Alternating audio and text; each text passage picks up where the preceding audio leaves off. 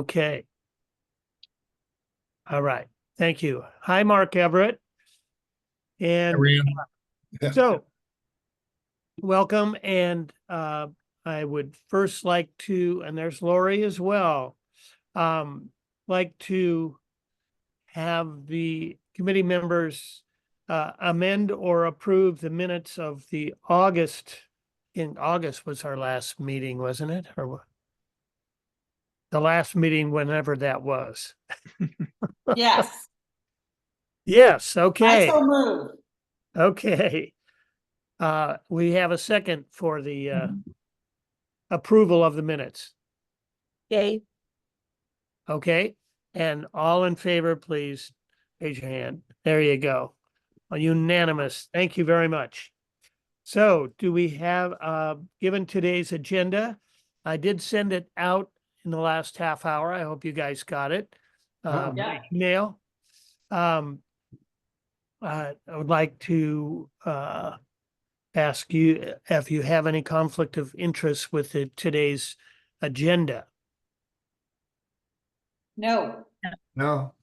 No. Okay, nor do I. So no conflicts of interest with today's agenda. So I put this agenda together based on the activities that have happened since the last, which includes reviewing the questionnaire that was put out at the Labor Day meeting, and reviewing Tom's number 0 draft of the document, of the community plan document, and also updating our standing in our quest to create documents in conjunction with the county, which seems to be a bit of a sticky wicket at this point. And we had on there a plan for September 21st meeting, which is no longer scheduled. So it might be in terms of whether we have any response to the September 23rd NCAC meeting. And I don't know if we have any standing really to comment on the general meeting with the short-term rental review that Sarah is going to be doing. I know their community members are making a proposal about that, but we can at least discuss that. So to start with, as far as the questionnaire is concerned, Laurie did a breakdown of the comments that we got. It seemed like people were interested in the experience of it live as a chair of this committee at that committee and having distributed it. But I only got 35 back. So I think we were pretty clear about leaving it at the table. I think we only got about half of them back. And Lori did breakdown of the responses. And I guess the next question is, what do we do with this information? Or does it basically just motivate us to consider that something about a community set of principles that the committee would agree to would be a part of our community plan document. So that's about as clear as I am about what we do with this. So maybe we could discuss what the path of this information is and going forward if we continue to develop the shared community principles for good neighbor behavior. How do we integrate this into the community plan, or are those separate items? Go ahead, Lori. Well, my idea, partly in putting those together and just putting them before the NCA, was to see if anybody felt strongly about not going into those kinds of issues or in supporting them. And it seemed like there was pretty general support to some degree. Like there were a lot of people that did the 5s, the majority did 5s, but then there were also 4s and 3s and 2s. It seems to me like the time to discuss that is when we're discussing increased density, which is probably when we're doing SB 406. Uh-huh. And so the discussion, in my head, the discussion would be like, okay, this is what is going to be happening in Neskowin potentially. We're going to have these duplexes, triplexes, and fourplexes. How could we potentially minimize the negative impacts? The state clearly has said that there will be positive impacts, or they wouldn't be doing that. And so how can we accept the positive impacts and also mitigate any negative impacts? And to me, that's where those things would come into the conversation. Okay, that makes sense. Any other thoughts on that from the committee, subcommittee? So one thought I had is, and Lori, thank you for doing that. It was a well-attended meeting, and I actually think it was a very good response given end of summer and everything people are busy with. One of the thoughts I had is I was visualizing the first 4-unit development on a single lot in Neskowin.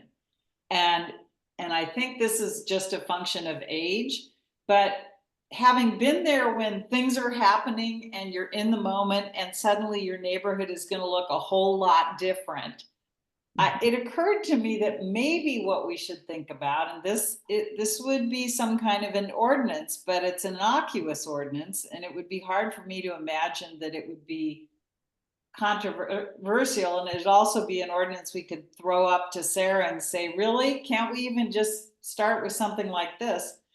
But an ordinance that essentially said, here's the things, not restricting architectural rights and that, but saying, here's the things in this neighborhood, in this community, not neighborhood, we support and we adhere to as a community and have adhered to probably for, almost 100 years now.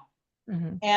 And that way, when the thing goes up to your next door to your house, it's already there. It's not directed at you personally. It's not, well, all I want to do is build myself out to the Senate bill's requirements.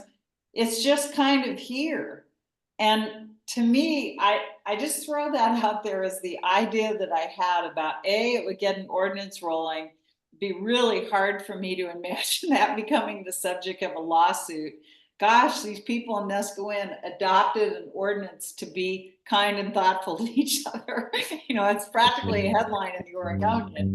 And then we do it, and then it's there, and the world goes on, and these things start getting built, but it's already there, and no one feels like they got a finger pointed specifically at them or that they prompted something, which I think probably substantially mitigates the legal implications or Sarah's fear about, we're going to have lawsuits. Just a thought, just throwing it out on the table. But it is the thing that I thought when I read that, and I thought, how could we do this and accomplish multiple goals in an unofficious manner? There's a point that even if this didn't become an ordinance, which I'm not sure, since it's not actionable, if it really is appropriate as an ordinance, at least we're on record as saying this is something we'd like. Mm-hmm. Right. There's some clear guideline to what is being responsible in a community. Yeah. Mm-hmm. And I think it's we don't want to put it in language that is going to be fixed. We don't want the language in our community plan because it'll be another 20 years before it gets revisited. To have some mention of the need for a plan, an ongoing plan, which I think should sit with the CAC and should be reviewed periodically, because things are going to change, and things that we can't think of now that will be disturbing may be disturbing in 10 years. And so we've got to be flexible and be able to to adapt to that. So if there's a way in which in this plan, we say Neskowin, under the auspices of the CAC, should develop a good neighbor policy and review it on a regular basis to have these basic tenets to the plan, and then leave it up to the, make it a dynamic document that gets reviewed regularly, and it's not, we don't stick something in here, we just stick some principles in here of why it's important to be a good neighbor. Well, it sounds like that could go into the policies and procedures. Yep, Yeah, it could. And it would not supersede, because again, there are communities in Neskowin that have already done this. And like, if it's in your CCNRs, people are not gonna wanna trade out the community one for what they've built a culture around forever with their CCNRs. yeah. And a lot of CCNRs will go farther than this. So, and 406 doesn't affect CCRs in place at the time of passage. So that's just, Right. the parallel track. Right. I guess the other thing, which kind of doesn't follow with what I said before, but what in my head I was thinking was that this conversation might start with the SB 406 stuff, but it would apply to everyone. It doesn't just apply to the new buildings or the duplexes, fourplexes, but it Right. would apply to the whole residential Right. community. Sure. Well, and as we kind of alluded to in the meeting, we've asked the short-term rentals to abide by a set of good neighbor standards. And we're just trying to expand that and look at it carefully and have everyone agree on similar standards that everyone is responsible to. And when we did that in the other questionnaire, we got a very positive response from people that said, yeah, that makes sense. We should all abide by these same things. So I think there's the energy and the desire to have this happen. So policy and procedure, this is probably where it's going to sit, and that's an important part of the community plan as well. So I'm not clear any further than that about how we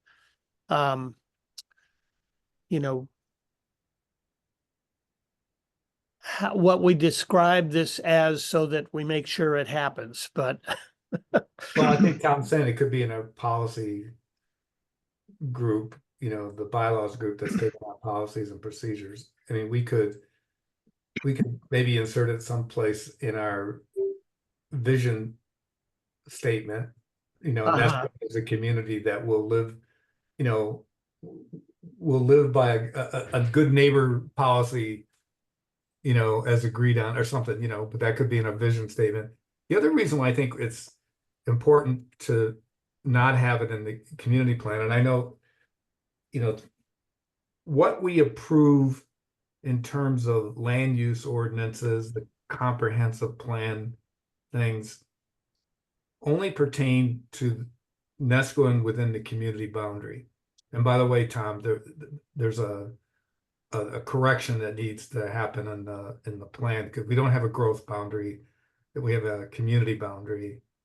So it's a Neskowin community boundary, and so that is there. And then there are some things that will pertain to the greater Neskowin community, like you guys on Slab Creek that don't like any restrictions and things, so we want to make sure that it's just as Lori said, that the good neighbor policy comes under the CAC, which does take within a broader community. So that's another reason why I think it's not something that we should tie to what we do with land use or whatever, because we want it to impact all the communities that we consider Neskowin. So Guy, can I ask, can you hear me, Rand? And yeah. okay. Okay, so you're talking about putting it in the, I think Tom mentioned putting this, it's a good neighbor. I'm familiar with the STR one and tell me again what you're saying, Rand, is that you'd just like everybody to abide by the same principles? Is that what you're saying? Well, the effort to put together a questionnaire for the event Yeah, was to get feedback from the community, whether they agree that with higher density, we will probably have issues because we'll have more people packed into a yeah, smaller yeah, yeah. space. Okay, yeah, And do they feel like these are the issues that are pertinent that we listed, and how pertinent are they to those individuals entering the thing? The result of that is for us to understand if a good neighbor policy has a place and a function in the community plan somewhere, maybe not in the ordinance section, but Mhm. in the policy and procedures part is still a part of the community plan, Guy. It's just not in the ordinance part of that. Was that clear in our conversation? Or are we talking about I guess it wasn't what's clear. in the plan and what's not in the plan? What's Well, a business let's, of the community plan, or is it in the realm of the NCAC? The bylaws? let's discuss that when we Yeah. go through the document. Yeah. Because Okay. I believe there is a place for that. But if Yeah. we're gonna have periodic review, that's a procedure. And it needs to be called out there. Okay. Well, if there's not further discussion on this, I thought that was helpful. And it leads us right into the draft number 0. And hopefully all of us have had a chance to look at that. It's pretty extensive and there's a lot of questions that Tom asks in the different sections about what belongs here and proposals of what would be in that section. So it's a big document to review here, but we can get first impressions, and this might be helpful just with this idea of the good neighbor policy to start in saying, well, where would that go? So let's look at it and maybe figure out where it would go and how effective that would be. So before we start, you said, Guy, that the Neskowin both community growth boundary is not a correct attribution. Right, That's what was in the previous. right, and it was Wow. wrong. It was wrong, right? Oh, I've just continued the wrongness. Okay. Well, it's reasonable that it was misleadingly there. Okay. All right. Let's see if I can share. I can't share if I don't see the thing. There we go. Why can't I get? Oops, I went down to I was searching for boundary and I went up to so you've seen this before. Right. The only thing I added was this, which I should probably highlight because there was some discussion that we weren't even going to address that, but I've got a space for it in case it occurs to us to Okay. go ahead and do that. So that's the only change on this. All So right. it's basically, it is an actual summary as opposed to what we had before. One of the things that I'd like us to keep in mind as we go through this,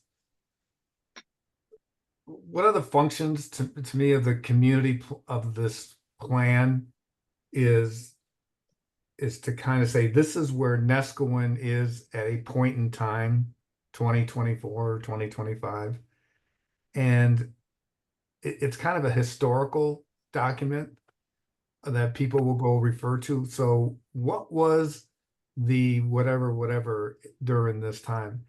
And as thinking of that, I think that we need to include, and I'm not trying to jump ahead to the appendices right now, but when we describe what the purpose of the plan is, that we do say it's a historical document capturing Neskowin today, and as a, and because of that, I think there are things like the water district plan, the future, the sewer district's plan, for the, you know, whatever. Things that capture, you know, what is and what is going to be moving forward, you know, what people are saying is going to be the plan moving forward. There might be other things that we want to capture. Anyways, it's just a thought, and as I think as we go through the language of this, just, you know, both in the executive summary and in other things, you know, what the purpose of this is, that's how I feel about the document. And that's why I think we need to be Okay. more inclusive of those things. Okay, in terms of that, that additional appendices, I would use, how would you characterize that? Would you say, infrastructure plans? Yeah. You know, Neskowin infrastructure. I mean, sewer and water would be two of those. Yep. Roads would maybe another. I don't know. Okay, we get to that. It's just got a placeholder here. But I'm just saying, as we think about, you know, in the early parts, we want to make sure that it's an inclusive statement. So, okay. Okay, I'll reconsider some of this and see if I can't tag it that way a Okay. little bit. It says that basically, but it doesn't come, it's not explicit. Yeah. So I see, okay, I get your meaning. Okay. I don't know how useful it would be to look at the table of contents. Let's just jump into it. It is quite a lengthy table of contents. Tom, Yes. I actually, I really like table of contents. And I wanted to commend you because I think a good long table of contents is the modern day equivalent of, you know, a Google search, right? So I say, wonderful, thank you for doing it. And I wouldn't make it any shorter because it just makes things easy to find. Well, given my structure, I can't make it any shorter. If I do that, Good. everything falls apart. Perfect. I could make it a good deal longer. Oh, no, it's good. It's good. Okay. The history here, I think you should probably just look at that at your leisure. What I did was I just took the history that was there and I summarized it, and I also made it chronological, which the other one wasn't. I see this right here. I don't know why that's there. I'll highlight that to see, come back and visit that. Looks like an error. Okay. Values and visions is identical to what we last published, except that I've moved the map to the back, and I have a link to it. Tom, can you make the screen one size bigger, or is that something Rand would have to do? Let's see. I can probably, well, I can certainly make the type bigger. That would be great. Just because it's hard, it gets into too many pixels or something on my screen. Okay. Thank you. Okay. And we don't actually need that navigation thing, so that'll help. And go up a little bit more. Okay, so this is identical to what we had with the exception of having a hyperlink. And now, does anybody have anything they wanted to add to visions and values? Well, again, that idea of part of our vision is and the character of Neskowin is the good neighbor behavior we're talking about. Yeah, well, let me speak to that when we get to the section that I think it might fit into. All right. Now the previous document had poorly identified the state goals and how they relate to it, how this relates to that. I thought it would be best to explicitly that, and as a single reference, I think it would be important to include those. And what I did was I summarized each one of those using mostly the language they had there. They had lot of different styles of saying which ones of those goals are. I made it all the same style. So, you know, that could be reviewed in terms of accuracy. I think it's fairly accurate. So do I have agreement that we should have that in? You know what? I like it. And one of the things that a lot of people, most people are going to read this document digitally. And could we put hyperlinks back to the video on that we associated, that the CAC did with this, with The each one of these problem with areas? that is that we would, as you mentioned, this is a historic document. In 10 years, Yeah. is that place going to be in the same place? Yeah. Probably not. Well, and is the video going to be a different mode or something? But anyways, well, I would love to do a lot of hyperlinks, Yeah. both to the state and to the county, but I Yeah. don't trust them to have it stay the same. It's not going to.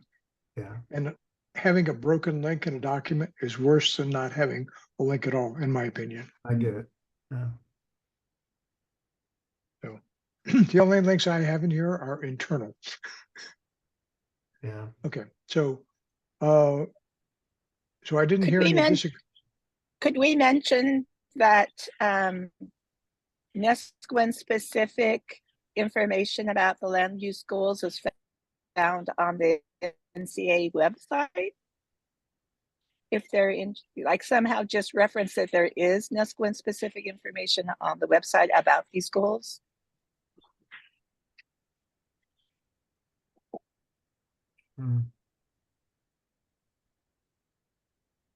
Only Tom can answer that question. There you go. And I'll put rather than having you watch me type badly. So I think I have no objections to leaving it in. Guy No. likes it, so we got. And also, I just put it in parentheses all that apply, and as Sarah said, they all apply but one. Right. Okay, and whichever does not apply. So this is a question for the collective group is because land use is now 50 years old plus, do we need this? When we say goal, I always think people think, it's an optional, it's a hope, it's a whatever. Do we need to explain that that the statewide land use planning program is a matter of state law, Senate Bill 100? Do we need to kind of give that quick frame that this isn't like a nice thing Oregon does? This is like a legal commitment that was made, quite some time ago, but it's a pretty legal, it's a legal thing. Yeah. If you're gonna do that, do we need to say, and it takes the form of the comprehensive plan that the state and the county must abide by? Is that? You just got an action, Lynn. Got it. Thank you. I'm gonna write it down and do it. Okay. Okay, and that's what I'm going to tend to do. Is I'd like to, because as I've said many times, I'm not the subject matter expert here.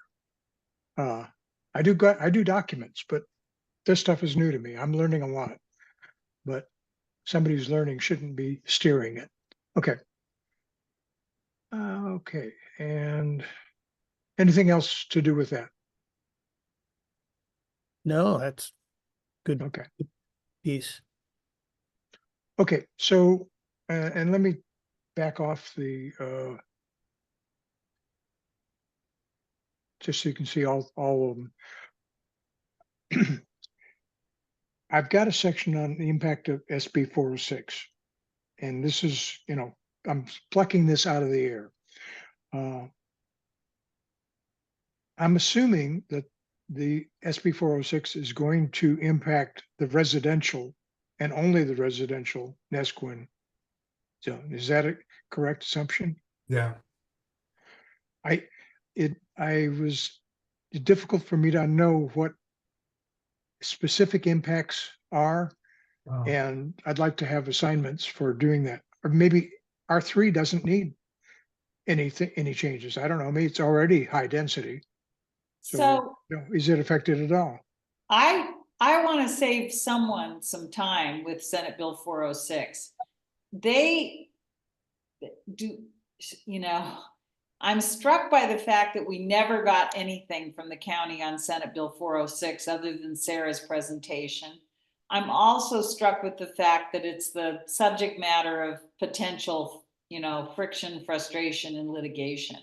And so I guess my only comment on this piece would be that given no consulting time, no kind of, if Sarah's given us a document on the impact of Senate Bill 406 on Neskowin, I don't recall it. I just want us to be careful because that we were intended to be, and we are intended in the legislation. It's intended that we have some help in explaining this. And I don't want us, Neskowin or the CAC, to become the target of us not explaining it within the appropriate bounds of the law. So I'm just putting that out there because I think we've been poorly served on this matter. Well, I got to say that I didn't attend the original or Sarah's presentation on 406. I did listen to the video. By the way, the sound is not the best. We need to mic Sarah because she talks and then talks. She goes down in volume and you don't hear the last half of her sentences a lot of times. But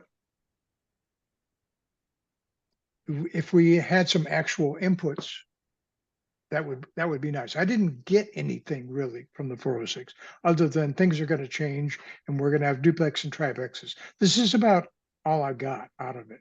So I got to agree with you. We are yet to find out exactly what the impact on us is. Can we just say that is a placeholder for when we get the information, when and if? Yes. Okay. And I think if we have to issue a draft of this before we get anything out of the county, I think we should put in the draft. This is placeholder language and further clarification will be forthcoming from the county because I don't want to hold up releasing the draft because the county hasn't performed. Fair enough. And I also don't want people pointing the finger at us. Okay. That's important. Okay, so I'm going to make a note here that I'll add. One of the, I think I gave it to the committee a month or so ago, 2 months ago.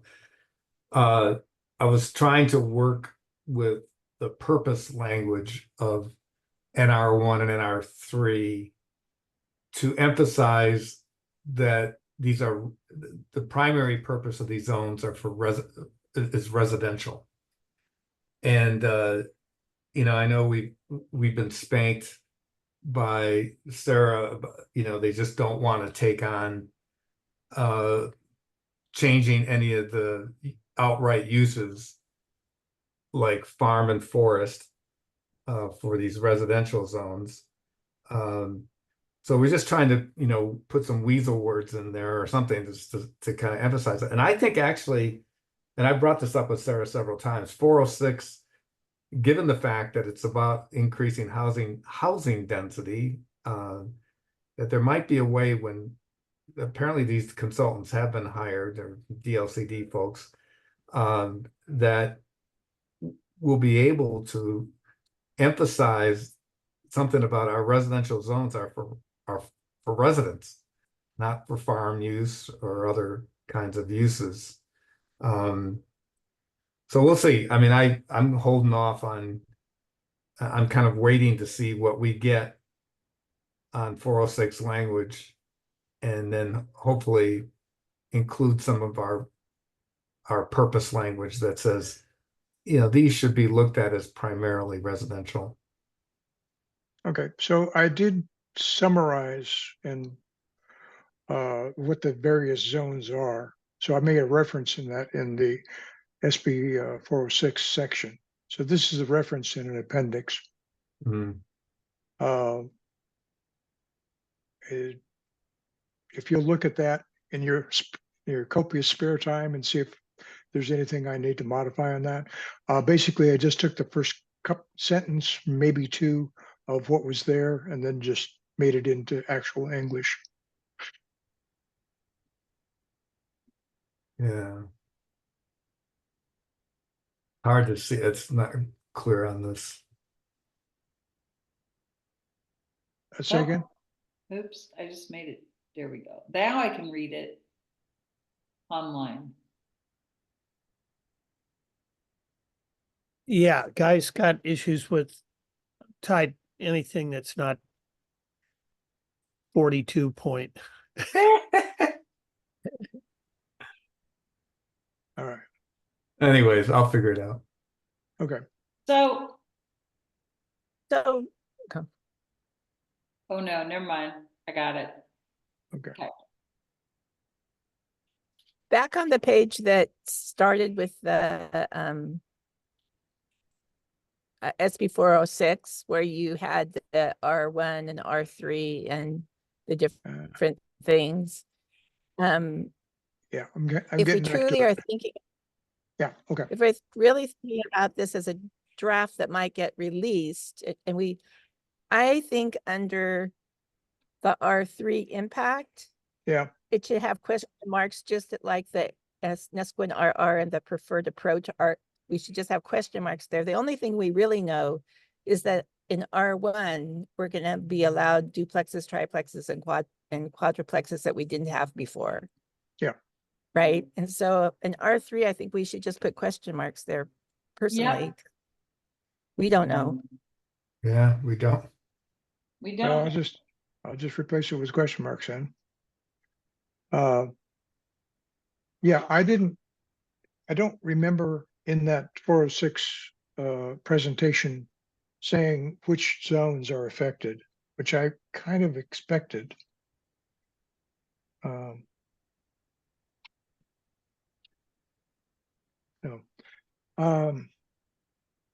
Another question I have here is this the area which we should have a buildable lands inventory? One of the things that's in my mind on SB 406, how many lots does this actually affect? We have, I mean, current of buildable land. Is this, a lot of those lots that are open are pretty small. And you're not going to get to a duplex there, much less quad. If this is I a think, historical document that people are going to be looking at for the next 20 years, that inventory is going to change. well, it was in the last one. There was one in it? the last one. Yeah. Okay. I think the county, shouldn't the county give us a buildable lands inventory with? Absolutely. From the Absolutely. community plan boundary? Yeah. I mean, that seems like a fundamental. Yes, they have that data. We don't. So I think, Guy, how do we get that? Probably Sarah, but it's something we can bring. And first of all, buildable lands, every lot is a buildable land. It's not how many. I mean, it's not just open lots. And my guess is in 20 years, you're going to see a lot of places torn down and high density places built in their place. Yep. And also you might see people doing either lot line adjustments or combining tax lots or whatever to build more high density housing. So every lot's a buildable lot. But it would still be interesting to know how many total lots we have. I remember when we go ahead. The thing it ties to, which is, we get all these words and all these plans and all this stuff. And part of what is really basic and fundamental here is what's a reasonable expectation of SB 46 impact over the last 10 years? And the number that's been already bandied about is 40. We need 40 dwellings. And so that's a good number for people to have, and the public should know that. The state and the county should not be passing big vision policies that no one knows what the actual impact is, but we won't solve that problem. That's too big a problem. But in this case, how many lots, how many dwellings, how much vacant lands are there already, and where are they? And you know, and the math, if you really extended that analysis, how many short-term rentals, they want us to have numbers, so we're having short-term rental numbers now. But at some point, the purpose of these community plans is for people to be able to say, okay, well, here's what they projected as the need consistent with state law. Now let's hear from the sewer and water people. Can we have that many? Is that all tied together? And then we can have some certainty about what's going to happen next. I mean, land use was intended initially to provide certainty for all, not only to protect the Oregon ethic, but to provide certainty for development, so that people wouldn't be caught off guard by being next door to a lumberyard or something. So anyway, that's all macro level, but I do think asking them for some, even if they won't give us a number, they should be giving us a range. Short-term rentals are going to be this to this over the next foreseeable future. Vacant land, buildable land, already zoned for R1 or R3 is this. That's data that they track, and we should be privy to, or at least the people of Neskowin should be privy to.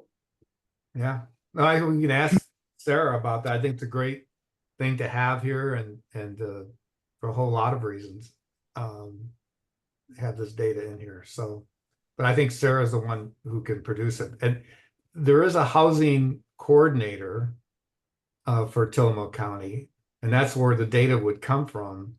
But that person reports to Sarah, so you don't want to, as I discovered in going to the building head of the building department, you don't want to go around Sarah. So, Okay, Well, so who Right. can do that? Is that you, guy, that can just shoot Sarah an email and Yeah, say, we just sure. have that? sure. okay, that's an action. Is this, obviously the zones are named differently, but is this what we want, or is it something else different?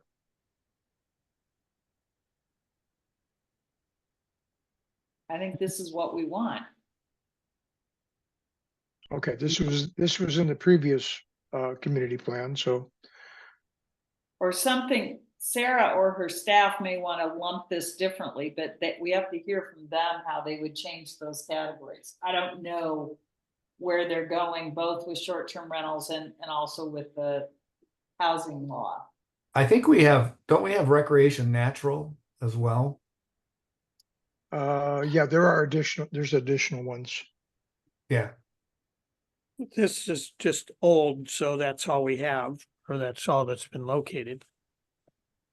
but there should be RN.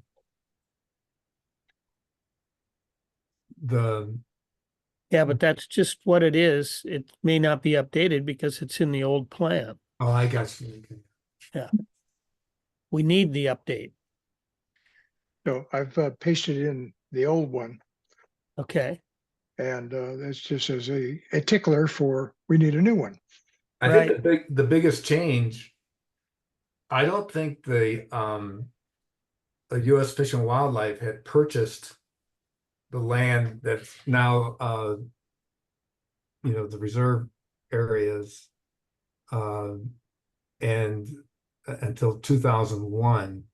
So all that land that U.S. Fish and Wildlife manages now is, I think it's RN, and that fits within our community boundary. Yeah, but in terms of 406, that didn't really matter. Oh, no, but I think we just got to make sure whether we put acreage down or something, but that we do have an RN zone. Okay, So so I that's think with the the answer. Yeah, that's the action. We've agreed that that's there, and then go ahead. No, I'm just saying, Guy, that's something you're gonna pursue. well, I'll talk to Sarah if we can get that updated. information. Yeah. Okay, thank you. Okay, carry on, Tom. There's Okay, so I'll It's weasel really word great. this a bit. Okay, what this is similar to the 406, we don't have anything. Well, the There are- there are FEMA par- stuff, the FEMA stuff is gonna be about permitting. Not about any use within a. I guess I didn't understand that there was a difference. Yeah, so, for instance, if the golf course, when the golf course wanted to build a bridge, which they've done several bridges on the golf course, which is all totally within the floodplain, they have been able to do some of that without some very costly permitting. They probably should have had some permit anyways, but they didn't, but that's okay. Now, once FEMA regs go into place, any structure, any man-made change within a floodplain is going to have to go through some pretty extensive permitting with FEMA, some analysis, not just no rise analysis, but habitat impact analysis, those kinds of things. So it's mostly like if the golf course wanted to do something after January 1, the process is going to be nothing changes that it can be a golf course or not. They can be a golf course. It's just what they can do, not even the use of the golf course. It's what changes can they make to the land that FEMA is going to restrict. So that's the big thing. And then, of course, if there was a flood and the golf course clubhouse was wiped out or a bridge was wiped out, of course, then there's going to be all kinds of restrictions of how to bring that back. So Does it belong in this document or not? I don't think so. I would, Because to me, you explained it and you explained it exactly like what's the use you're going to be able to do? What can you do with the land? That's a use to me. what changes it's like if you wanted to build an addition to your house, it doesn't really make any difference of the zone you're in. What makes a difference is the setback requirements, the geotech study that's got to be done, all those kinds of things. That's what it's going to impact mostly. But Okay. who knows? We haven't sat down yet I know Sarah's at that FEMA conference now, and pretty soon the planning commission is going to be sitting down with all these proposed, as I think Sarah explained to us, the county has three choices: either to accept what FEMA says, these are your new regs, to write our own regs that comply with FEMA's, or tell FEMA to go jump in the ocean and we're going to live without floodplain flood insurance for the county. So we'll see where it all goes. I have no idea, to be honest. And I think the county commissioners are going to ultimately they're the ones that are going to have to choose a direction. And then if the direction is changing the permitting for lands within a floodplain, then that's going to be, they'll be back with us and the planning commission to write that up. So we'll see. But I would just say FEMA regs and just leave it like that. But I don't think it's going to impact our plan. Okay. I think we should have an opinion about it, personally. Well, the CAC may have strong opinions. Well, I mean, we, CAC. Yeah, not in the community plan, though. Yeah, I don't think a community plan. So in terms of who gets to regulate who and who gets to sue who, the action would occur in an ordinance that would be negotiable with, or it wouldn't be negotiable with FEMA, but so let me say it more simply. If we adopted an ordinance and the county said that ordinance saying FEMA, you're fine, but we don't want you ever to apply these rules in Neskowin. And if we're flooded, we'll just take care of our own costs and insurance. I don't think, particularly with a federally recognized wetland running through the middle of Neskowin, that we would be successful. But the hierarchy is the community plan would be what the county would be responsible for. The state could overrule the county, which the attorney general is pretty good at doing. The state attorney general has the same feeling towards the county that Sarah has towards us. Please do not make up a bunch of litigation that I can't afford to support. Right. And so it would go up like that, and it's a federal agency, and there's a lot of people right now across the country on a variety of things because of the nature of the world we live in, saying we're not going to do what FEMA says, or we're not going to do what the Food and Drug Administration says, et cetera, et cetera. You just got to be prepared to take it on. And I just don't think we should talk about the new FEMA regulations. We should set our values down and hold Sarah accountable if she adopts regulations that do not fit with our values. I mean, I think the burden is on us, if we want to take it on, is when Sarah adopts her practices to comply with FEMA so that people can get their insurance if they choose to go that route. Then we have to hold her accountable if she adopts something that it conflicts with our community plan and her own comprehensive plan. So that's kind of, it works in that way, as opposed to us being able to say, we don't want FEMA to do X, Y, and Z. We would not be able to, that would not be actionable. Yeah. Yeah, this is going to be a CAC issue when it comes first, the decision about what direction the county is going to take, and the CAC should weigh in on that. And then ultimately, if the county agrees to either write its own regulations or accept FEMA's, that's gonna impact us. But yeah, I think we'll just wait and see. Just And I leave. think, Okay. I'll just add, I think the meeting's coming up in October. Right. The FEMA meeting, so. Right. I saw that, 16th or 15th, something like that. Mark, I saw where I think it was either, I think it was PC Woods or maybe it was Oceanside. Sarah was doing a FEMA presentation for them this past weekend. Oh, It just, I don't know. I was traveling. I didn't have a chance to kind of log into it, but so I think she's starting to, but that general FEMA meeting is, the more we wait, the later we wait, the more accurate the information is going to be. yeah. Okay, so right now we're just gonna leave this as it is. Yeah. I still say that this is a community plan, and this is what we want the community to look like. And so maybe it's not in the ordinance section, maybe it's in the future direction section, but we should have an opinion. Okay, let's go on. Okay, so I have a section for proposed ordinances, changes, and new ones. I'm completely open.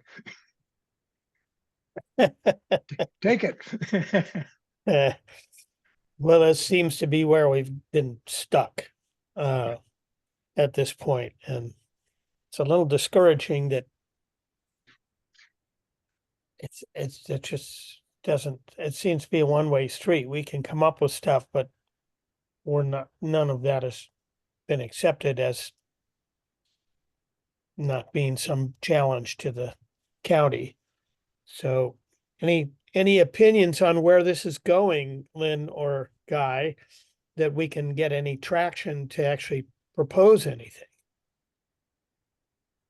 One of the things that I would like to clarify with Sarah, and it may be we can reflect it in somewhere in the plan, is what definition are we going to use for some of these either outright or conditional uses?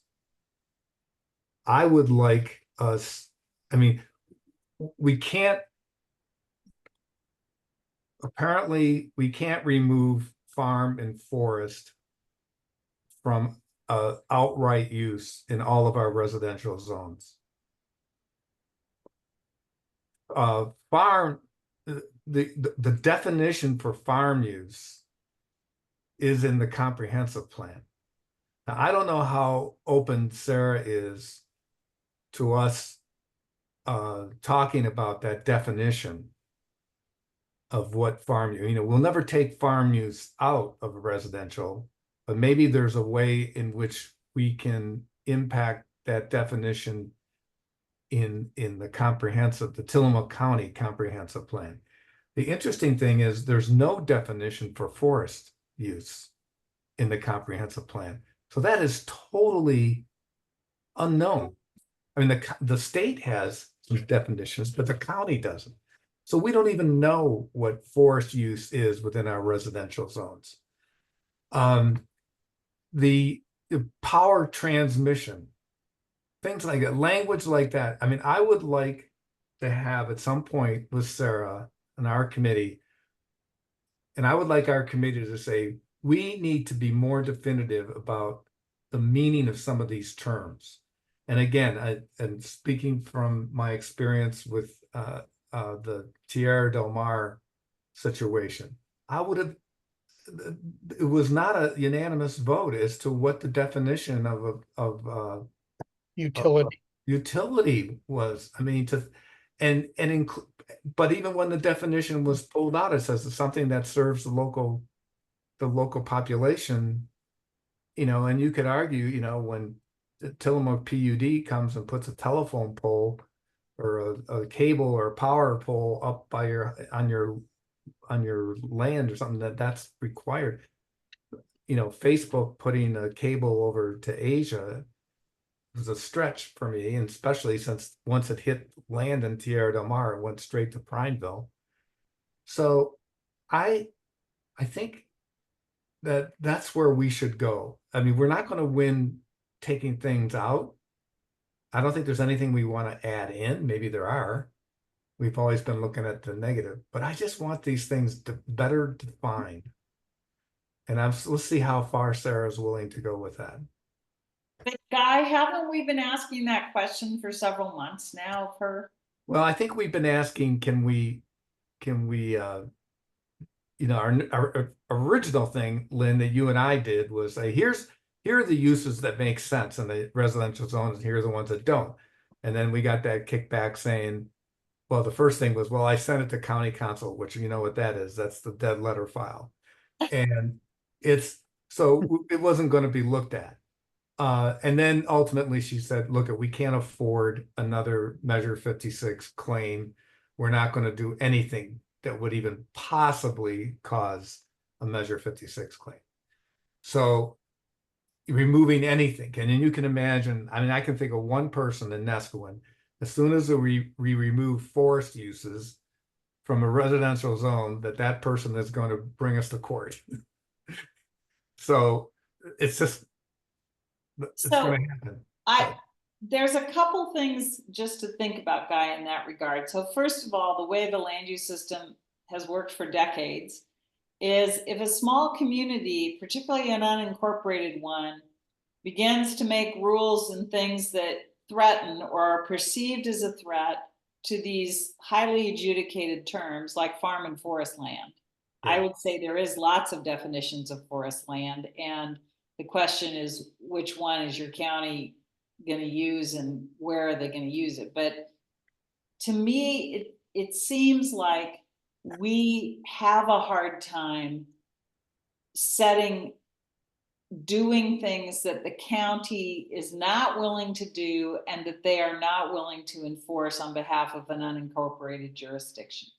And so given that, if we want these things to be enforced, it seems to me that, and this is the hard part, because everyone would like to just put it in one document and make it happen.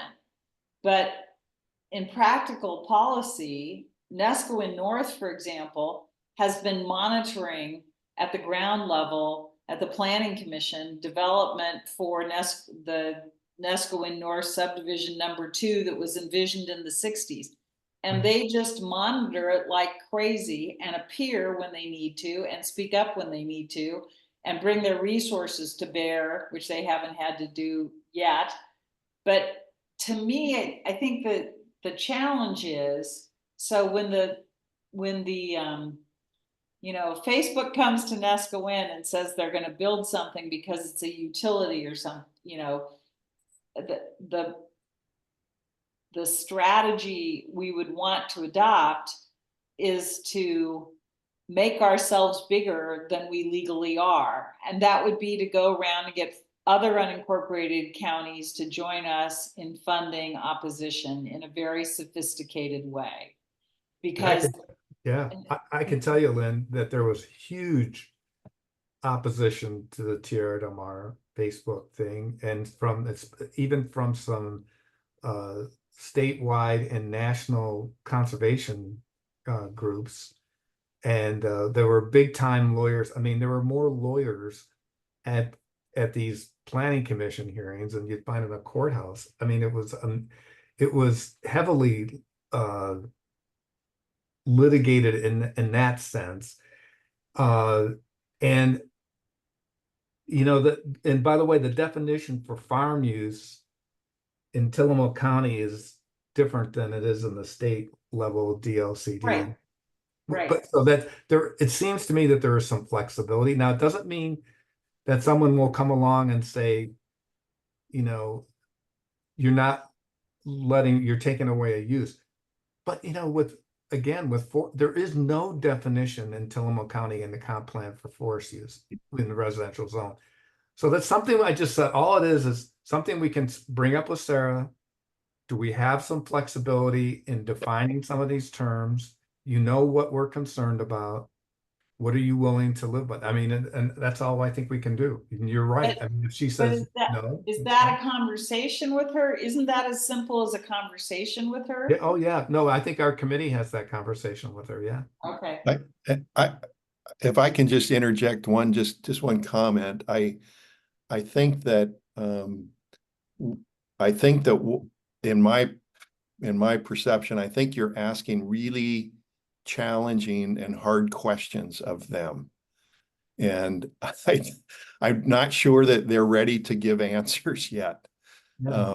That's my opinion, and is that you're out in front of things and they're like, oh, okay, all right, well, we have to think about that one. And so I think the questions are good. I just think that, and I think you should continue doing that, but I understand maybe the frustration with not getting answers as readily as you'd like. I completely understand that. I think you're asking good questions. It's just, oh, that's a really deep question you've asked us. Yeah. I personally have very little sympathy for somebody who says it's too hard if they've signed up for the job. Yeah. I'm sorry. I just don't have sympathy. The other thing, Mark, that is, if you're in business long enough, when you delay things, saying you just don't have time, whatever, ultimately, it's just like it's whatever law that is that comes. Those are the things that'll rise to come back to you. So we have a property, a residential property, and I think it may be R3 that on breakers that I think they withdrew their application for now, but they were applying for farm use. Oh. Because part of farm use definition is you can have farm animals as long as you're using those animals for profit. I mean, that's part of the definition for farm use, is that whatever you're doing farming, it's not just for personal pleasure, it's for profit. Yeah. So here we are, and I think now the application has been withdrawn. We were supposed to have a planning commission hearing at the end of this month, but it's going to keep coming up. And things like that just always come up. When you say, no, we can't deal with this. We don't want to think about what farm use is in residential area. Yeah. And then, oh, guess what? Someone comes along and says, I want to use my residential property for farm use. Yeah. It's just inevitable. Yeah. But anyways, That's my personal thing, but all right. The other response I would have to that, the county not wanting to deal with these questions is they've asked us to volunteer our time for months of hours of meetings to do this comprehensive, the community plan update. They've asked us to do it. We've had community meetings. We've wasted people's time if they're not going to let us do anything.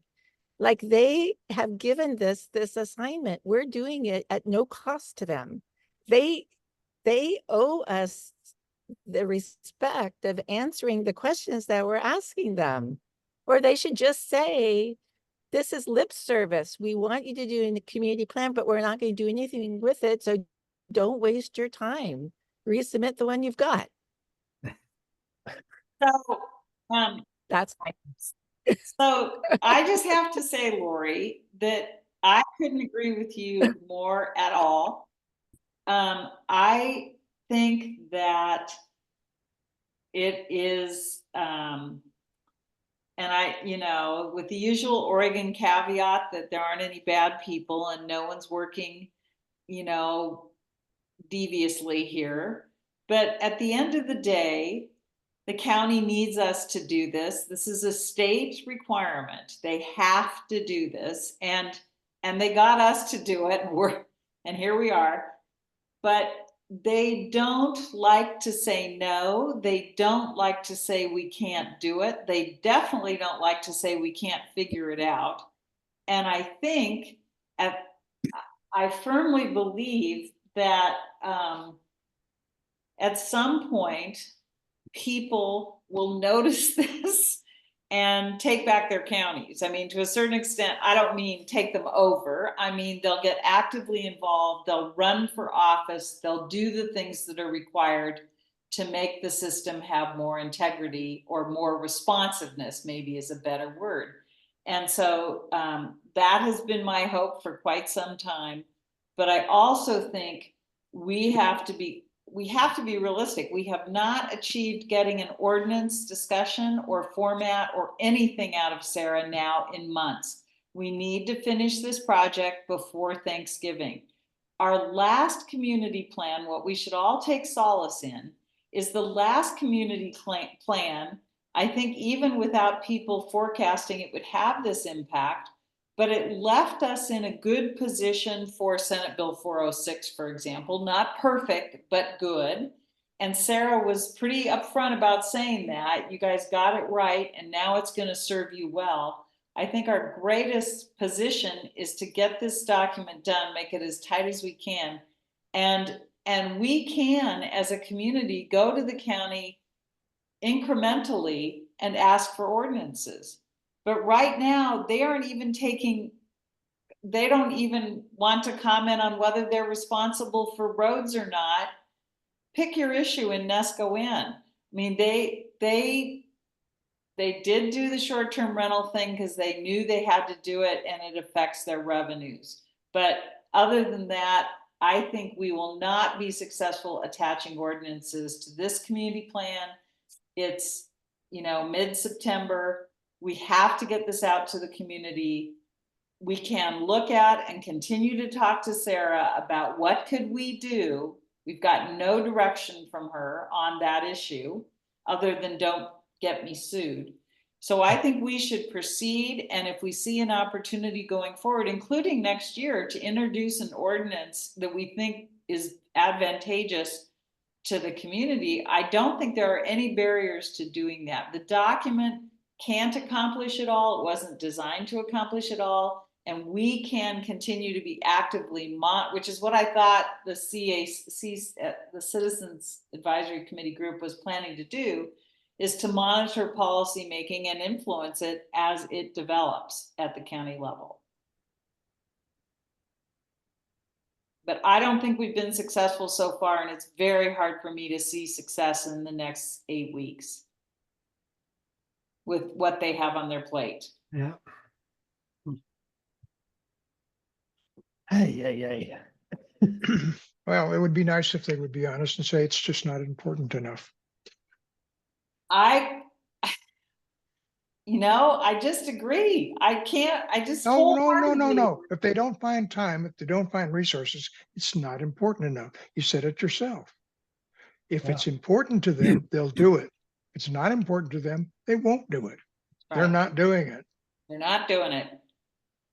And in Yeah. the old days, I'm old enough to remember when people would actually say, whether it was Vic Affolter or Vic Atia or Barbara Roberts, or whoever, pick whomever, there years ago, people in Oregon would say, we're not going to do that. But we somehow have lost that, and hopefully we'll get it back. Okay. So, the only action I heard was define some terms such as forest use. And Guy, if you have any others that you'd like to propose, Yeah. take that action. And I can, I think first given this conversation, we need to find out from Sarah if she's even willing to entertain us, coming up with definitions of these terms. Yep. In our community. I mean, that's one If you thing. want to do it, you won't get it unless you ask. And putting it in writing that the county has been unresponsive, so we don't have any input is an option. You know what I can do, and it probably should come from Rand. I don't know how we should do it from Rand to Mark. Maybe, I can help draft an email to Sarah with some of our requests, and let's get her in writing. Whether Mark delivers it or whatever, that we then say this is what. Because I do think that the definition thing, I don't know how she would respond, to be honest. So Guy, one of the things that just for definitions of forest use and farm use and such, and particularly with your example of someone who wanted a farm in the village or wanted to have goats or chickens or I don't know what, but one of the things that it's awkward. You're on the planning commission, and we are a ad hoc group assigned to do by another committee an ad hoc project, which we're doing. If the CSAC or the Neskowin organization, the citizens organization, wanted to take a position on forest use and farm use determinations in Neskowin, it would be entirely possible to do so, and to do so with a planning consultant. So it couldn't be you, it would have to be someone does it professionally. And that planning consultant would say, here's what I can do for you, and here's what I can't do for you, and here's what it's going to cost you. So I think, to me, I don't see the ordinances as an impossible thing. I see them as an awkward thing for us that has not come to fruition. Mm-hmm. And that doesn't say it can't, but even if they were to be introduced, they would need someone to shepherd them, because you can't do that. You're on the planning commission. They would need a champion, I guess would be, who would carry those ordinances forward. And so the responsibility would fall not just on the county, but it would fall on the community. And I think the Citizens Advisory Committee. And so maybe the right step is to say to them, are you willing to, if we take this work on, are you guys willing to do the work? Because that's where it's going to land. We're going to dissolve, we're going to be done, and someone's going to have to go through an ordinance process. Well, supposedly, that's what the community planning process was supposed to be about, to review ordinances. It's just that our county is not in a position to defend that review. And as I said, I think right from the beginning, since this is any proposed changes that we make or recommend in this document or the CAC makes, you know, my involvement, they would be legislative amendments, which I can be involved in developing and also voting on. So I'm not you know, precluded from working on any of this stuff, but I need to go, and I will do some work on this because there's other things that are defined in the comp plan besides farming. Forest is not defined, but in other uses, and I think in general, I'll ask Sarah if she's even willing to entertain us discussing and narrowing some of these definitions, because my experience is what gets communities in trouble is that these definitions get interpreted in a very broad way that allows uses that were never intended. So we just need to find out from Sarah if she's willing to at some point do that. And you're right, Lynn, it can be done at any time. It's not like it has to be done as part of this document. Right. But this document will be approved by the county eventually, hopefully. So at least it puts a mark on the wall of what we want. Yeah. Also, And it'd it gives- Go ahead. it'd be hard to get the community, if the county is gonna want to show substantial community input and support, it's gonna be hard to keep getting the community to come together in the way that we actually have achieved recently with the public meetings over and over and over again. You know what we could do? We could have a section on recommendations. We do. And well, in those recommendations, it would be, we in general recommend that all non-residential uses be removed from residential zones. I'm just throwing that out. I don't know if Yeah, we I want mean, that, but we could say something. No, we're not asking the county to vote on, you know, to make the change. It's a recommendation. We recommend that certain definitions be more selectively defined or whatever. I mean, we can make some recommendations that'll be on the record. County commissioners will see. It's not like we're asking them to do anything other than here's what we think as a community, things that need to happen. now, to me, that sounds weaker than putting it in the requested changes. Well, I mean, sure, but I mean, if we believe that there should be changed and that there's an actual gap in ordinances, shouldn't we request that those gaps be closed? I mean, that's the way I'm hearing it, that there are gaps. Sarah's going to tell us that. I don't really care. Yeah, I know. We should put down what we want, not what Sarah wants. Now, if obviously she can kill it, but we should at least make a try at what we want. So if we don't try to get what we want, we definitely won't get it. Yeah, that's been the frustrating part of this, is we have ideas of what we'd like to do. We just need to play those out and see if those are what our community agrees we think we should do. And then we put it to them, and the county goes, well, we're not going to do any of this. As well, we think you should. And there's a standoff, but maybe they won't get enforced, so it doesn't matter. But at least we've proclaimed and gotten community buy-in to things that our subcommittee has analyzed and feels is legitimate to put forward. I think that's all we can do. We don't have any power besides to do that. And I do think, I don't disagree with that. The part, Rand, that you mentioned, which, this process is going to have to go through just like it did with the bylaws. I think the bylaws meeting to approve the bylaws, I think was like 3.5 hours or something, 2.5 hours when we did that. And so this will be like that.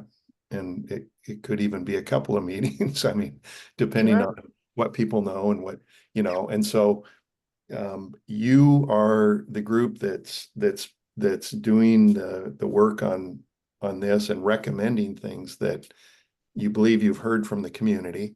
And in some respects, what Tom said, I agree with. But you also don't want to do things that the county won't. So I don't know where that line is. You don't want to put something forward that the county is going to say, no, we're not going to do that, whatever it is. And so there is that fine line, but it does have to go through the membership as a process and then go from there to the county. Right. So it's a question of whether we can articulate our vision of what things should say, or if we just have some ideas of things that we think are problematic at the county. Well, that doesn't matter if we can't articulate it, bring that to the community and convince them that it's in their interest and that is their expression, not our expression. That's So, an excellent point. Excellent point. yeah, If we can articulate it, we should. If we can't, then it goes into we're really uncomfortable about this. So, yeah, As I understand the process, normally Sarah would bring a revised community plan to the planning commission, and with her endorsement or recommendation. I actually talked to her about this once. What if she doesn't agree with what the community plan is? We would then bring this, the CAC would bring this plan to the planning commission, and the planning commission would hear our plan, and Sarah would make it clear that it doesn't have her support, and for those reasons, so she would be there arguing against it. And the planning commission is not her commission, it's the county's commission. And those 7 people can vote any way they want. I can tell you that she holds major sway over interpretations in that group, but I mean, there have been times that the commission has voted, in ways that they would probably not want to see. However, let's say the planning commission does approve our plan against Sarah's wishes. It then goes to the county commissioners. The county commissioners are the ones that are going to have to ultimately approve this. And if Sarah says you're putting the county at risk of major legal costs and fees and suits and whatever, it's just not going to happen. So I think I guess there's always a possibility of it getting through the planning commission. I just don't ever see it getting to the. Well, let me ask this question, just because I haven't attended. It's been a while since I've been to a meeting, but given the old plan, and if you set the old plan next to the new plan or what you're thinking, are the differences significant? I mean, I'm getting the feeling that the new plan is going to have quite a bit of different stuff in it. Is that correct? We originally, Mark, Lynn and I originally worked on a review of the ordinances. Yeah. And we tried to do just what we've been talking about. Yeah. In the residential zones, let's focus on residential uses. And because there's just such bizarre uses in those. Okay. And so that are in the current plan, Guy. Well, it's in the current plan, just adopted what was the county general statements. I don't think they reviewed those at all. Lynn could speak to that, but I don't remember any discussion about uses within these zones. We just adopted what every other community in the county had. Okay. So Lynn and I did this. We looked at it as a committee. We sent it to Sarah. What we got back from Sarah was sending it to county council for review, and then it sat there for a month. And then what we heard back after that was, well, the county is risk averse right now. I can't afford to take on another Measure 56 or any other lawsuit. So we're just not gonna make any changes, approve any changes. I don't know who we is, but the county Okay, would expose the county to a measure 56 suit. So that's what we got. I mean, we did go through, and I think Lynn and I proposed a pretty good mhm, structure for changes in those residential zones that would have been great. It Yeah. certainly would have eliminated this issue with farm use. it would have clarified things for the community. Exactly. correct? Well, I think it was, the scope of it was a nice updating that clarified. Yeah. I think in part what Sarah is not saying and doesn't want to say is you would be opening a can of worms that I simply can't manage right now. Okay, okay. And my point is it critical to do those things now to achieve what we're trying to achieve? My response would be no. Okay, Now, Although, that doesn't mean it wouldn't be nice or we wouldn't like to do it. There are lots of things we would like to do, but my experience of the county throughout this process is they overpromise, they underdeliver, and across Neskowin right now, I don't see the county taking any action that would make any work for anyone. This is a county that outsources its building permits. So I don't think, and that's kind of why I'm saying in this meeting at this time, if Neskowin wants to take this on, it needs to take this on. And it needs an understanding of what they are taking on for how long and by whom. And I don't think our subcommittee is going to be able to take it on long term. And I don't have the bandwidth with my other volunteer commitments right now to take this on as something to do over the course of the next 2 years. Guy can't do it. He's on the planning commission. So what you need is a champion, perhaps with some cash in their pocket, to help them take this on. So I think I actually, being on the committee and paying attention to all this, have no idea how many issues we're talking about and how complex they are. And so is it possible somehow in our document to include what we're discussing and what changes we may be thinking about for the future and put it in this directions for the future? Like, just even if it's issues to work on, community issues to work on, or I don't know what it would be, but if we could somehow quantify it so people understood it. Are we talking about a few ordinances that would make it clear what you can and can't do in residential properties in Neskowin? Or are we talking about, I don't know, huge changes in multiple, permit issues or whatever, but somehow quantifying what we're thinking about and getting it into the community plan in some very general way could help us for the next step if we wanted to address it later through the NCAC. I don't know. Guy would be could be more responsive on the scope of impact than I can, is more familiar with what's going on in the county. So, Lori, I'm mailing you the document that Lynn and I gave to the committee back in Thank you. April or something on the changes in the R1 zone as an example. Okay. I can figure out how to do this. Share, blah, blah, blah, blah, blah, blah. Anyways.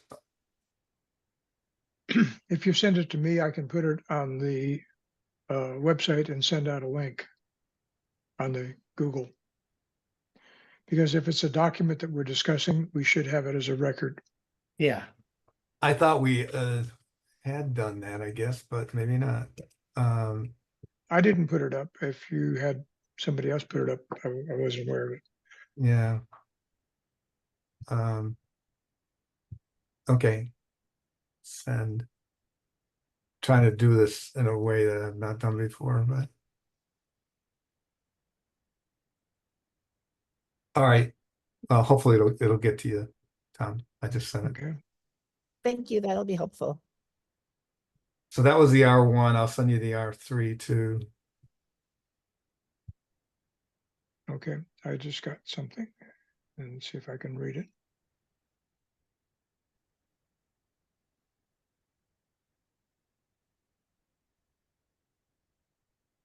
I mean, could we put language that said this is due to the commitment of county resources at this time, these issues can't be addressed right now, but in the future, we're hoping that they are? So I will just respectfully say, they are not saying that on any of the other issues sitting on their desk right now. Okay. They are not saying we cannot take on the question of this road issue, which has been going on now for years. They aren't saying we don't have the money to do it. They're just not doing it. If they do say it, then I think they're reluctant to say that, because what some communities can and have said in the past is, great, we'll give you the money. Do it. And what they're responsible for is not only their liability, but they're responsible for their scope of work with taxpayer dollars.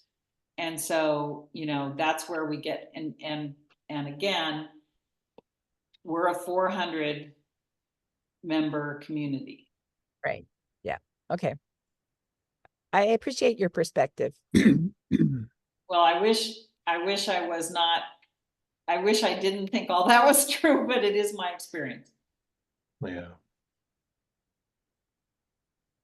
Yeah, I have to say now in the close to the 5th year of involvement in trying to make this thing functional, I'm getting more and more cynical. And I don't like, that's not my nature normally, so it's becoming more difficult to process what can be done and what cannot be done.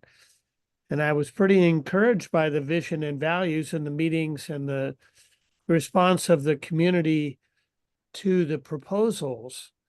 And I thought that was going to be the difficult part, was actually getting agreement on a lot of ideas that I feel we share.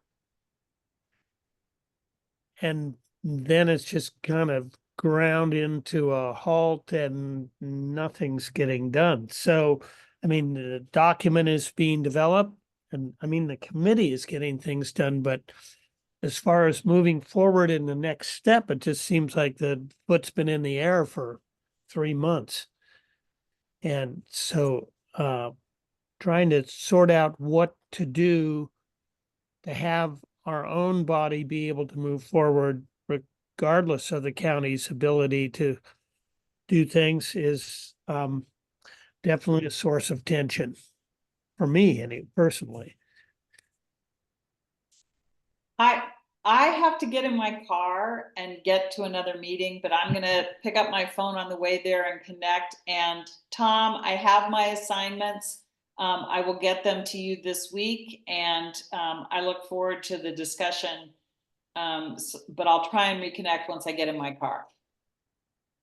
Okay. Thank you. Okay, understood. Thank you.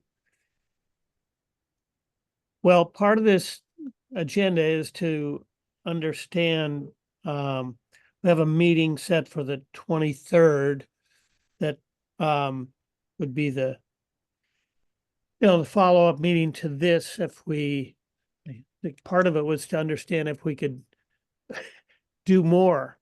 So I think we are doing more, and so it makes sense to have another meeting that's a little quick. It's only a week away, not 2 weeks away. So we haven't even made it through. I mean, we've we made progress on going through the draft today, and we can keep going. But I hate to get up to 2 hours. It's a long meeting. Can I ask a question, Rand? Or Sure. maybe, I don't, just being here today, it seems like you have you're sort of at a kind of at a standstill here with how to proceed. And, I guess I thought Sarah was coming to these meetings. Maybe she hasn't been to many lately. I don't know, because I haven't been over the summer to these meetings. But you guys could talk to Sarah with your questions. But I guess I would just offer, if somebody gave me a summary of what the issue is. I hear these ordinances would some of these things that we're thinking about, should we proceed with those, or will they go anywhere? If we want on the R zones, R1 and R3, I think I heard guys say, the things we're thinking about. Maybe you know that answer already, but if you don't, I'm quite happy to try and contact Sarah and ask her those questions. I just would like to facilitate moving forward if I can in any way. That's all I would say. And so I'm happy to do that if you think it would help. If not, then that's fine as well. But I would need just sort of a summary of, here they are encapsulated, where I could have them in front of me and I could talk to Sarah about them. But if so I don't know. No, I think that's a legitimate offer, and you would be the person who's best suited to do this as the chair of the NCAC. But we need to provide you with something clear Yeah. to propose, and that's the Maybe that's the issue. Yeah, maybe it's way bigger at the moment. Yeah. Yeah. Mark, I just don't want to set you up for response. There's nothing. Well, I would say, Guy, don't worry about that. Yeah, but don't worry. I'm high school principal, so don't worry about the response or anything like that. Don't worry about that. Let me. I really don't. I get the feeling, and believe me, when I came into this process, and as Rand knows, one of my primary things that I wanted to accomplish was to revise our ordinances. Okay. It's just caused so much trouble in other communities and here. And it was about protecting Neskowin. I've just seen what things can happen when you have these uses so broadly defined, and just things happening in communities that just are not good for the community. So that was my number one thing going here, and that was the first thing Lynn and I worked on. Yeah. And we got told, as I said, we sent it to county council, then it sat for a couple months, and then it says the realistic response from Sarah was, it ain't gonna happen. Yeah. We can't afford it. Yep. We don't have the money. We don't have the time. Yeah. And well, Lynn says it's only Neskowin, but in a way, and whoever said it, opening a can of worms, because as soon as we would do something, other communities in the county are gonna say, oh, wait, you mean we can actually get these uses limited? So I just don't think you're not going to get any different response. Yeah. Okay. Yeah. You're probably right. Yeah. Now, the one thing, and I'm looking now, is this definitional thing. And maybe she's willing to do that, but I need to do more work on it before we talk to her about it. And anyways, okay. Yeah, I just don't want to put you in the position of asking her about something that we've already been told what the answer Well, is. that's fine. I just wanted to offer, I mean, I see you guys working hard at this and a high level of frustration. So you know, if Yeah. anything I can do, so. It really is. And one of the responses I've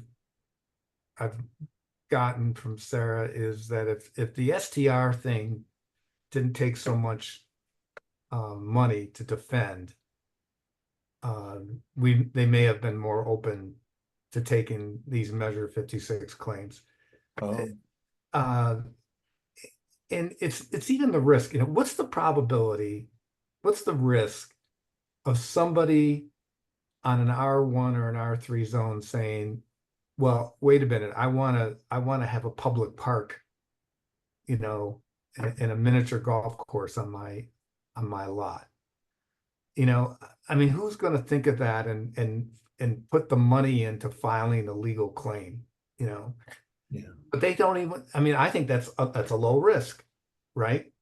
But then you'd also probably say, well, to eliminate farming is a use, that sounds like a pretty low risk too. But here we are. Yeah. And Oregon has this thing called right to farm.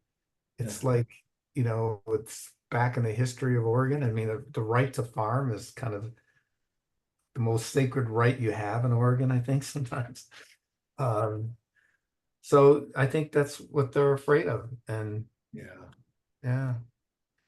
So I'm going to look through this definitional thing and maybe try that with her. Okay.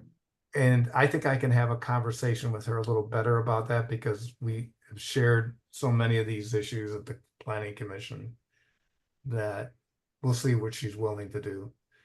But when you do that, tell her that, we don't see any path to writing up anything differently at this time, but we do have ideas that we want to express, and what's her recommendation on where to put those ideas in our community plan if they're not in the ordinances.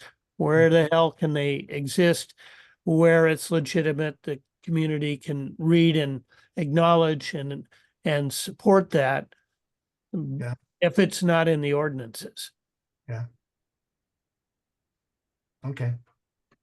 All right. Well, you're carrying the ball here, Guy, and we keep throwing it to you because you keep saying you can do it. So we appreciate that you're willing Well, to take what it I on. can- The trick What is I can do is getting talk to her. results. Brianne, what I can do is talk with her. I can't Right. do anything more. I'm not promising anything more. Right. So, She's not responding to anything else, so that's all we got.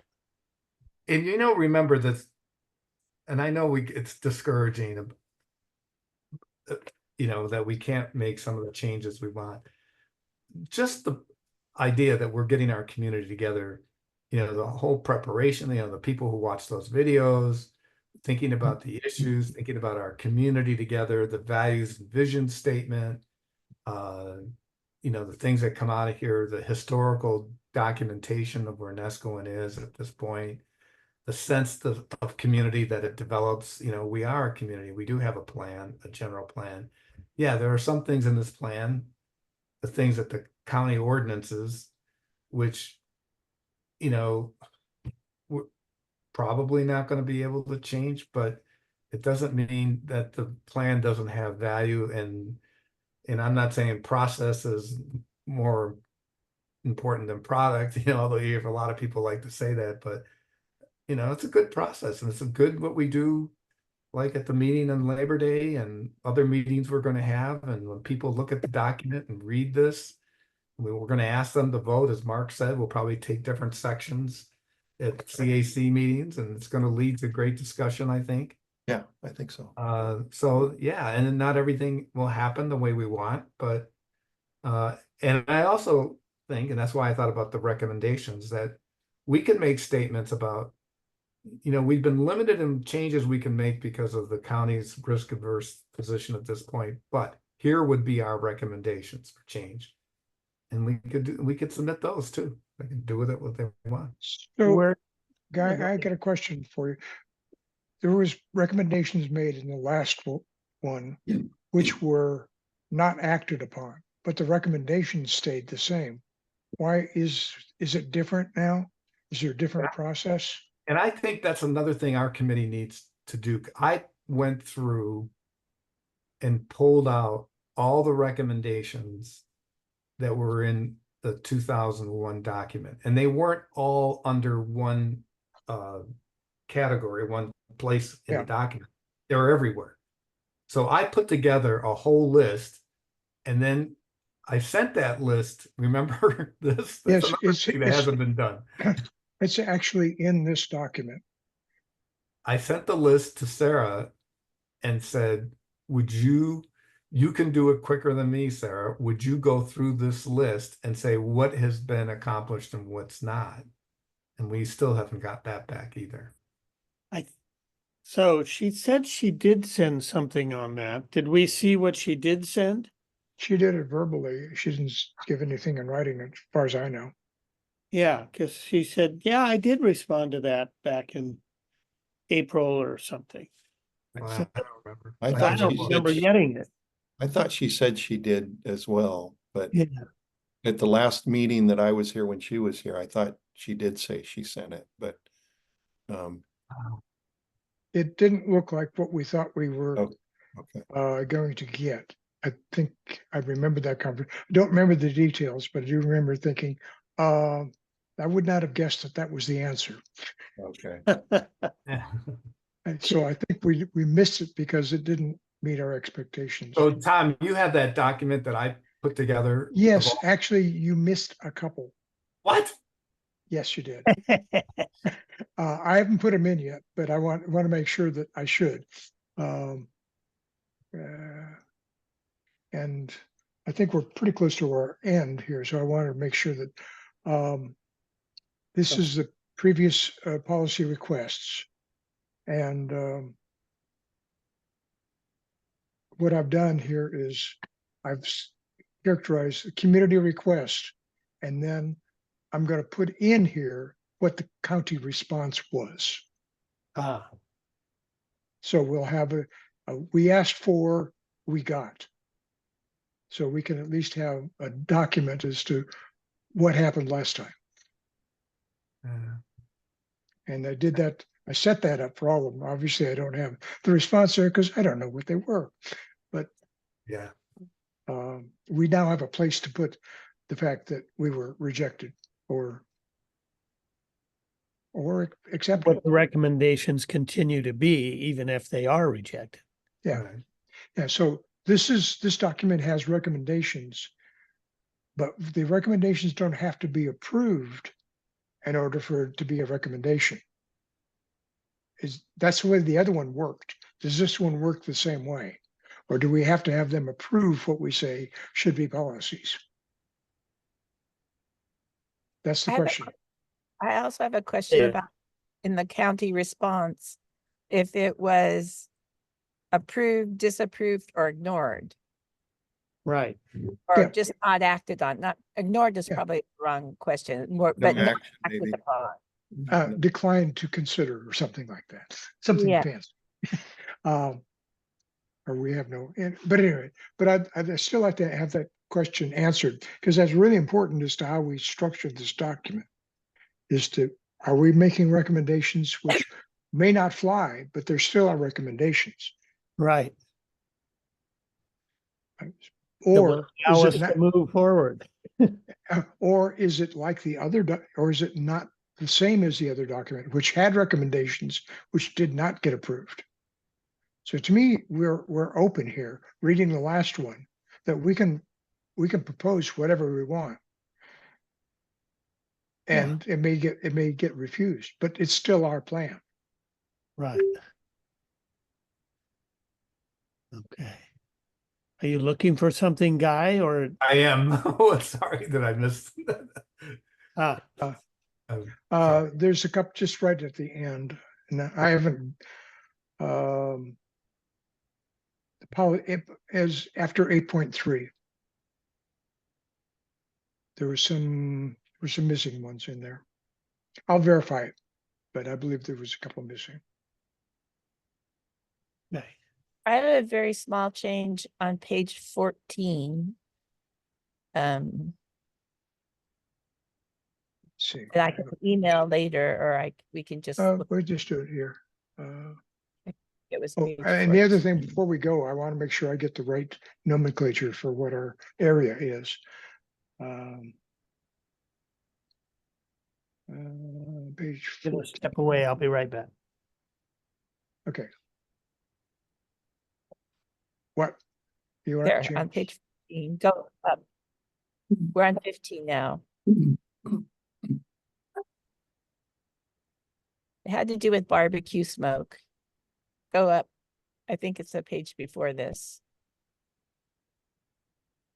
No, that's the ordinances. They're all right here. Here. Oh. There.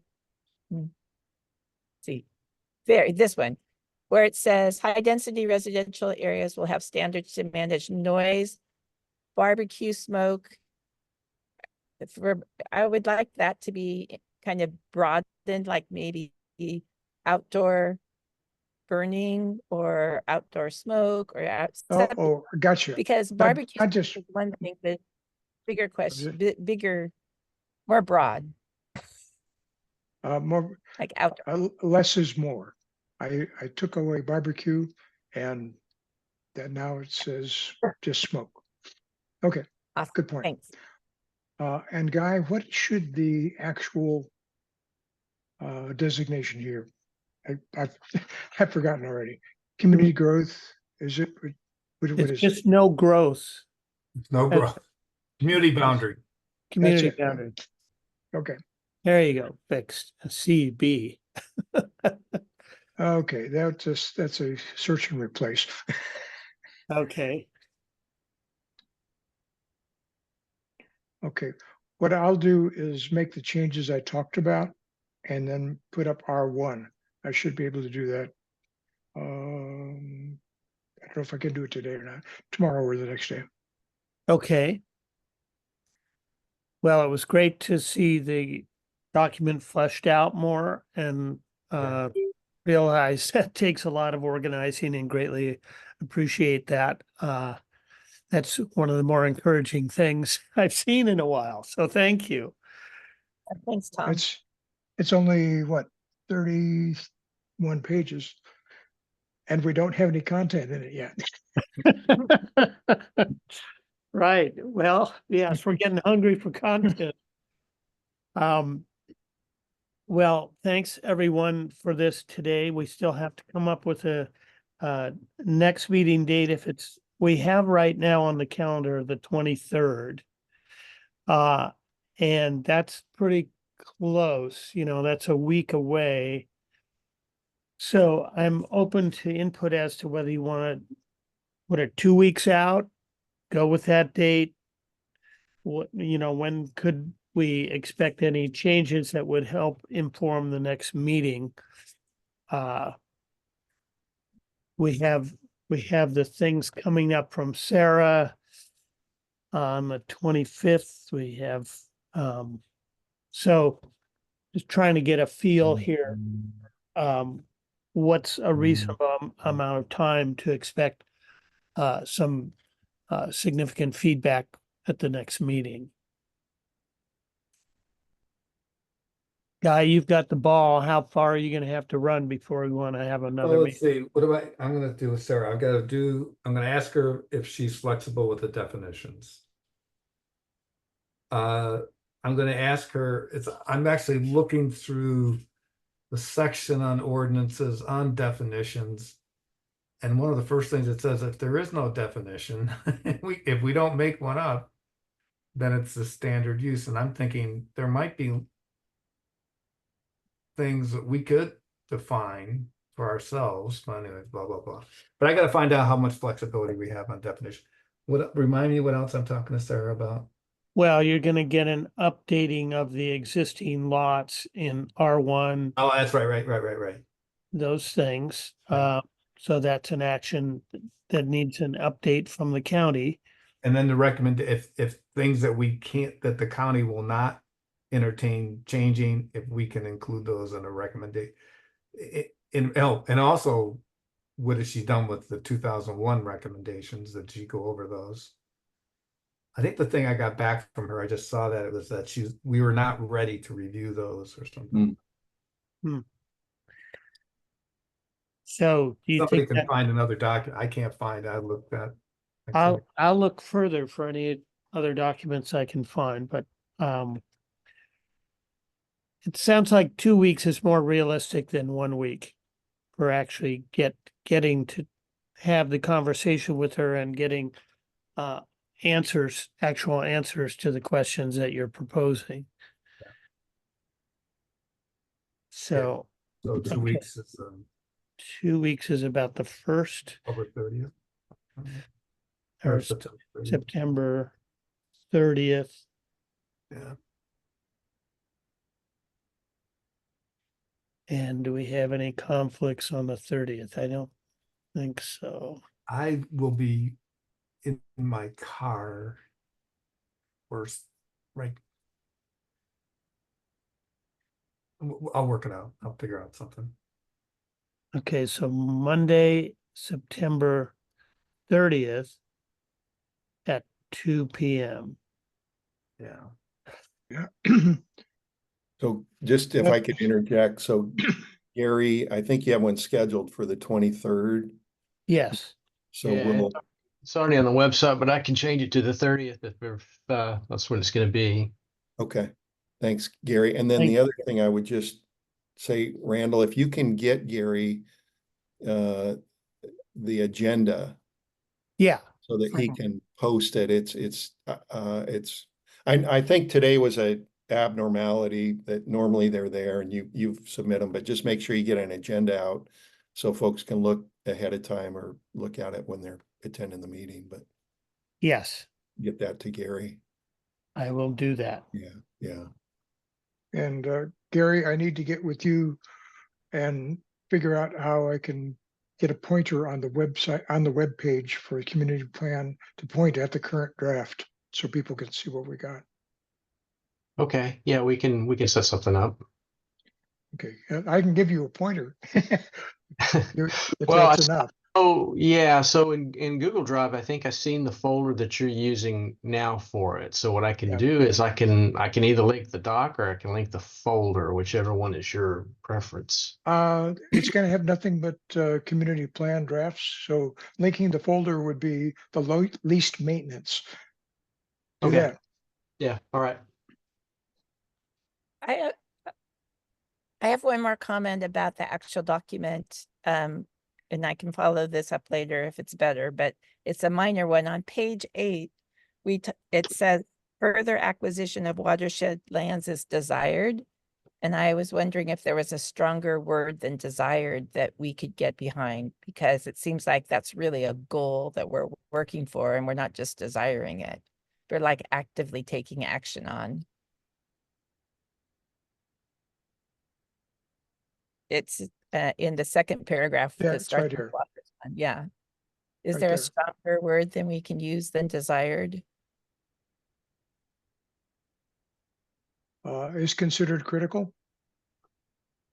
Yeah, I would go with that. Or I like that.